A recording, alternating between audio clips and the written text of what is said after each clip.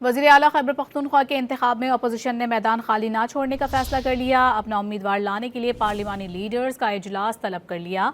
दूसरी जानिब अली अमीन गंडापुर का गवर्नर खैबर पख्तूनख्वा को भेजा गया इस्तीफा ताहाल उन्हें मौसूल नहीं हुआ।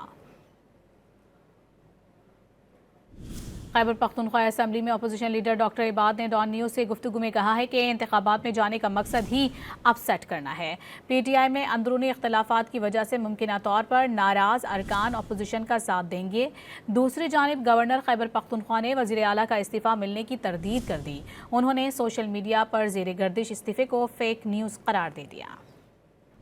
तो उसमें आप क्या मेरे पास कोई इस्तीफा अभी तक ऑफिशियली नहीं आया और जब मेरे पास ऑफिशियल रहेगा तो मैं अकाउंट के मुताबिक कहूँगा। जो आपके कोऑर्डिनेटर है जो मिलिट्री सेक्रेटरी हैं उनकी रिसीविंग के सामने जो है वो PTI हुकूमत ने उसको जारी किया है इस्तीफे को। नहीं, आई थिंक फेक न्यूज़ है।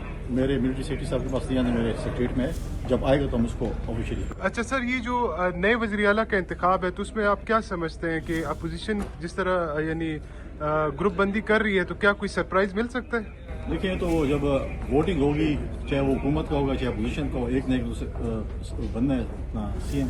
अब देखते हैं जिसके पास मेंबर ज्यादा होंगे तो वही बने। तो अपोजिशन का कोई कैंडिडेट फाइनल हुआ है? आई डोंट नो, तो डिटेल ऑफ अपोजिशन ही बता सकते हैं।